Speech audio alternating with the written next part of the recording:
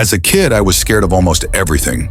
At night, I saw faces in the wallpaper, branches like snakes, piles of clothes as slumped bodies, lamps like heads, and cars that grinned at me like they wanted to hurt me. I also heard them, creaky doors groaning, wind screaming and floors breathing. To me, ghost monsters and ghouls were everywhere. So I was a nervous child. Turns out it wasn't just my imagination.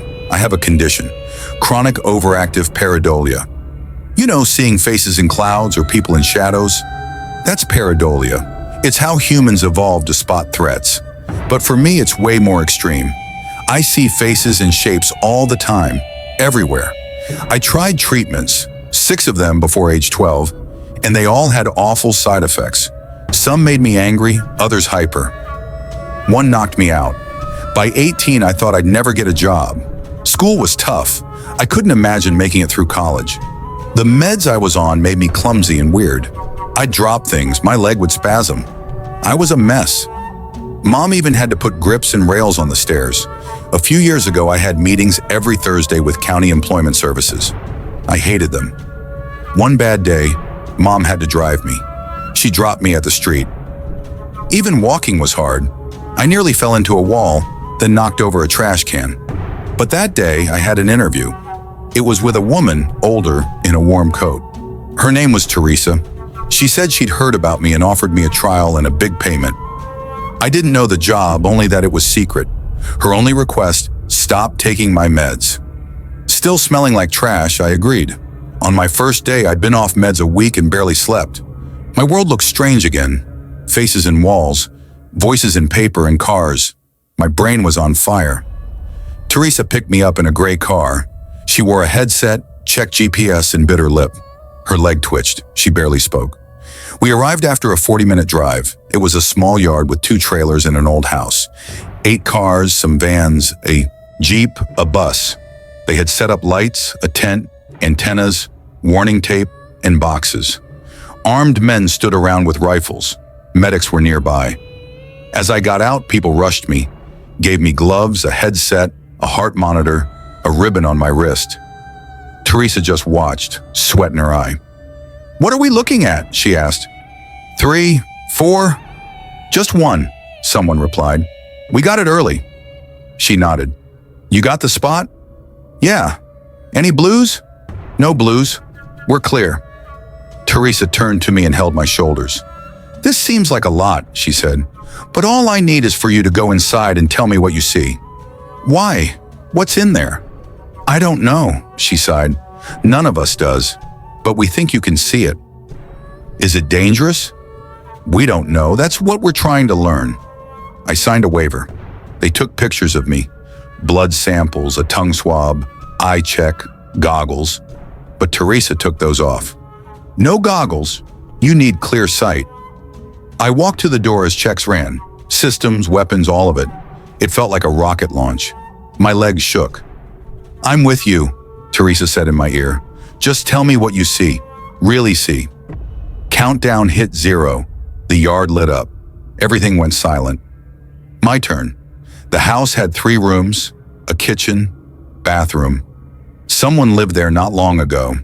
Clothes on chairs, lights off, but windows lit it like a hospital. My heart pounded. This could be my big break. One day, 4 zeros on a check. But I had doubts. "What do you see?" Teresa asked. "Just furniture, a couch, TV, carpet, normal stuff." "Really?" she asked. "What do you really see?" I walked around saying out loud what I saw. Then I entered the bathroom. My stomach dropped. A noise by my ear. In the mirror, I saw movement. Blue eyes. I screamed, spun around, slammed the door. I fell, yanking the curtain, crushing a roach. I couldn't breathe. I was terrified. Fingers tingled. "What did you see?" Teresa yelled. "Blue eyes! It had blue eyes! Where did it go?" "I don't know. Maybe still out there." "Look again, then get out." It took 15 minutes to get me out. My legs were jelly. I opened the door. No one there. I walked into the living room. Felt dumb. Maybe I imagined it. Maybe their stress rubbed off on me. Maybe that's why I saw things. But then, a painting. 2 women on a bridge in summer. generic, but I didn't remember it from before. Now it blurred, swirled, in the water. Those blue eyes, a face, watching me, hiding. "There's something in the painting," I whispered. "You sure?" Teresa asked. "Absolutely. Get out." I heard floor creaks. I backed away. Out the front door. Cool air. Hands grabbed me. Armed men. Medics shined lights in my eyes. Asked me questions. Name. Mom's name. The president. I lay down. Heard others enter the house with nets, stun guns, a crate. I just laughed and cried. Teresa sat next to me, gave me a pill. "You did good," she said. "You're done." What was that? Something only certain minds can see. That was the first time. After that, I worked once or twice a month, paid well. I moved out. Teresa checked in weekly. I had regular health checks but lived free. Slowly I learned about them. Hatchet Biotechnica, part of Hatchet Pharmaceuticals. My title, contractor. Teresa trained me, gave me tips. That first job? A test. I learned about blues. If they saw weird stuff, wrong-colored flowers, teeth in walls, they'd cancel the job and blow up the site. Once, near Christmas, they burned a greenhouse with flamethrowers. I saw faces in the fire, screams in the glass, pain in the plastic. I worked 33 cases in 2.5 years. Every time. Walk in, look for things hiding in plain sight. Could be a fridge, a music box, anything.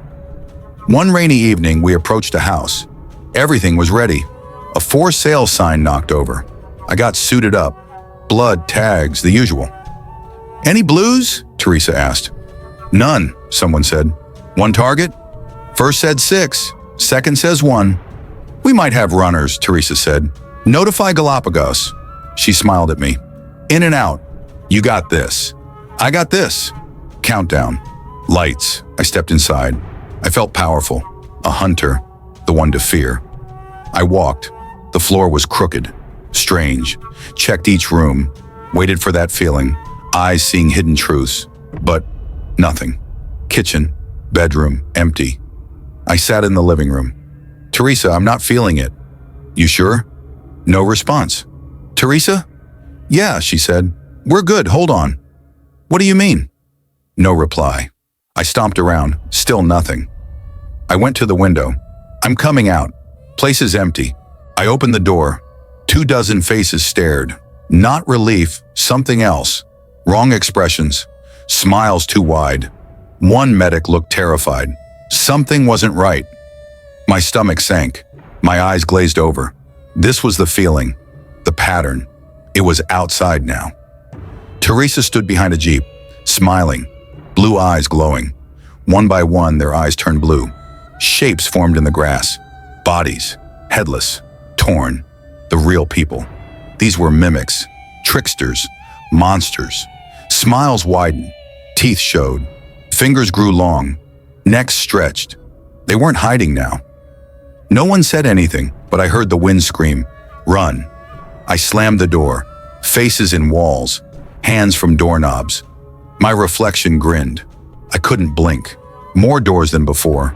More windows. Kitchen had a skylight. 4 fridges. Paintings in the bedroom, bloody and cruel. They were already inside. I ran to the guest room. 1 window before, now 2. I had to choose. I grabbed the frame, imagined teeth, tongues. But it was just a window. I leapt through it and ran into the woods. Darkness became monsters. Branches laughed. Wind screamed. I ran for hours. Then I tripped. My ankle twisted. I screamed. They were on me, fingers clawing. But nothing. Just scratches from bushes. I was alone, safe. I cried under the moon. Eventually I went home. No messages. My work line's gone. No trace of Hatchet Biotechnica. No contact. No name. No address. Just a ghost company. I think they think I'm dead. So I'm telling my story now, anonymously. If you know me, reach out. If you don't, just remember this. Be observant. Trust your gut. It might save your life.